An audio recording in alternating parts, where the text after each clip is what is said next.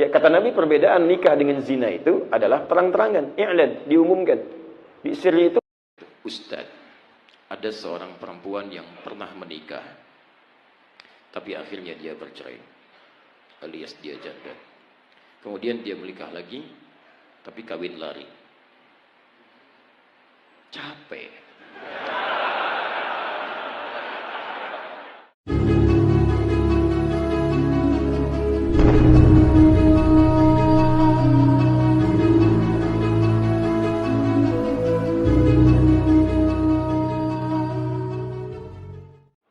apa hukumnya nikah siri tanpa surat nikah?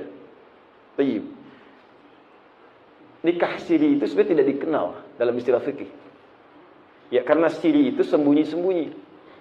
Sedangkan nikah itu harus terang-terangan.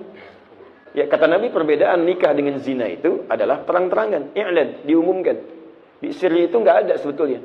Yang dimaksud nikah tanpa surat itu istilahnya bukan siri dalam fikih, nikah misyar namanya.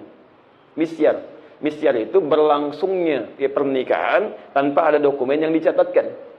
Jelas ya? Baik, karena dulu memang nikah tanpa dokumen. Nikah itu dulu tanpa dokumen.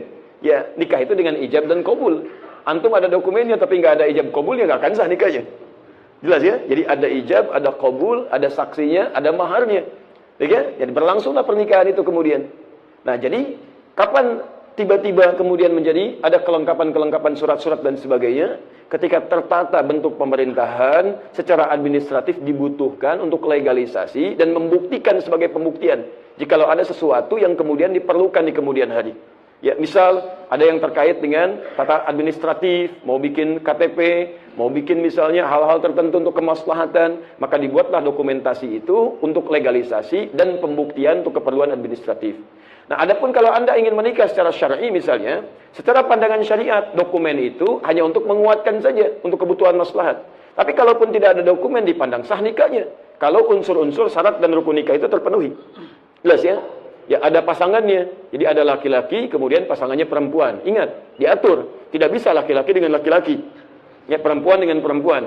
Hati-hati, binatang saja sudah paham mana lawan jenisnya. Silakan antum cari. Ya, kambing aja tahu yang jantan pasti jadi yang betina. Ya, betina menungguin yang jantan. Sama itu. Pernah nggak sampai sekarang menemukan kambing lesbi? Atau sapi homo? Kan tidak ada. Ya, putik itu dengan benang sari. Kalau cuma putik saja nggak akan jadi. Antum tahu kurma? Silakan antum tanam kurma, simpan aja satu batang itu. Tumbuh. Dia nggak akan berbuah. Karena satu tiap pohon kurma itu cuma satu. Kalau nggak putik, dia benang sari. Makanya ketika antum akan kembang biakan, antum harus ambil sebagian dari pohon kurma yang lain, ditempelkan di situ. Namanya talqih. Begitu ditempelkan, baru dia bisa berbuah. Jadi putik menunggu benang sari datang. Baru disatukan. Putik aja, nggak akan jadi. Putik sama putik, nggak akan jadi. Ya, karena itu, jika hewan saja sudah paham pasangannya, maka manusia harus lebih mengerti lagi. Quran surah ke-49, ayat ke-13. Ya ayyuhan nasu inna khalaqnakum min dzakarin wa untha. Hai manusia, kami ciptakan kau dari laki-laki dan perempuan.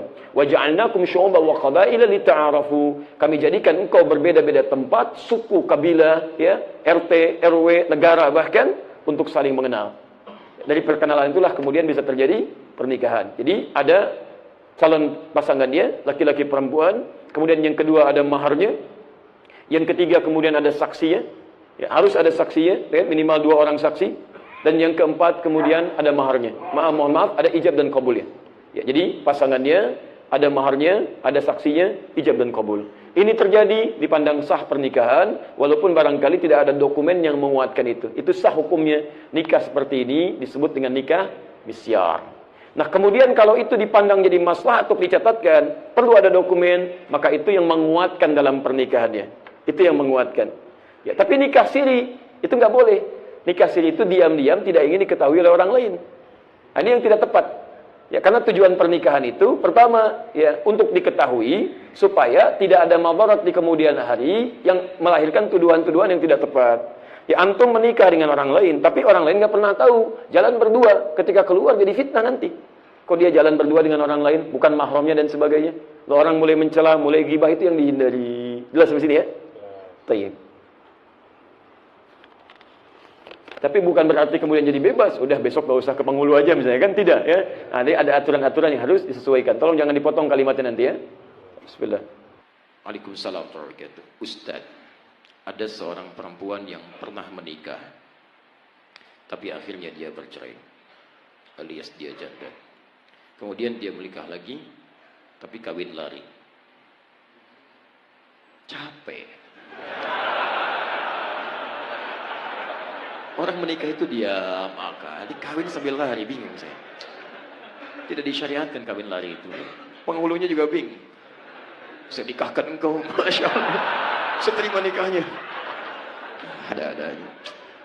Kadang-kadang manusia itu dikasih yang nyaman, pilih yang susah. Dan dia dinikahkan oleh orang lain, sedangkan wali sahnya masih ada. Bagaimana hukum menikah seperti itu? Baik. Teman-teman sekalian, pernikahan itu diikat oleh beberapa ketentuan. Ketentuan-ketentuan dimaksud ada yang menjadi rukun. Di antara rukun-rukun itu, pertama, ada yang menikahnya, laki-laki, perempuan. Di kalau menikahnya itu laki-laki, perempuan jelas tidak sah pernikahannya. Kedua, ada wali nikah. Wali nikah itu, bagi yang masih gadis, itu mutlak, bagian terdekat dari dirinya. Orang tua, ayah masih ada. Kalau ada, itu ayah. Tidak ada kerabat terdekatnya, pamannya, kakaknya, atau adiknya, atau yang paling dekat. Dan wali ini fungsinya bukan hanya menikahkan, tapi menjadi jalur konsultasi jika ada hal-hal terjadi di rumah tangganya. Karena itu wali akan memberikan perlindungan pada perempuan supaya berpikirnya matang. Quran surah kedua ayat 221, paling kanan sebelah atas. Wala tunkihul musyrikin, wala tunkihul musyrikati hatta yu'minna. Jangan kamu laki-laki menikah dengan perempuan musyrik sampai mereka beriman. Wala amatun mu'minatun khairum min musyrikati walau a'jabatkum. Perempuan mukmin yang biasa-biasa saja lebih baik dibandingkan dengan musyrik walaupun dia memikat hati. Wala tunkihul musyrikina hatta yu'minu. Lihat kalimatnya. Kalau menuju pada laki-laki, kata Quran, jangan menikah. Tapi untuk perempuan, jangan nikahkan anak perempuanmu. Wala tunkihul musyrikin, jangan nikahkan anak perempuanmu kepada pria musyrik. Jadi yang dituju itu walinya. Ayat ini tegas kata para ulama menunjukkan bahwa jika ada perempuan, gadis, ya ini gadis, belum masuk ke janda, gadis khususnya, akan menikah, maka tidak sah pernikahannya sebelum kemudian dia diputuskan oleh walinya. Putuskan itu maksudnya bukan memutuskan pernikahan dan sebagainya. Membimbing pernikahan dia menjadi wali darinya. Jadi tidak boleh dia menikahkan dirinya sendiri. Supaya dijaga kehormatannya, dijaga dia, dan apa fungsi terbaiknya? Quran surah keempat ayat 35, paling kini di pertengahan. Wa in khiftum shiqaqa bainihima fab'athu hakaman min ahli wa hakaman min ahliha.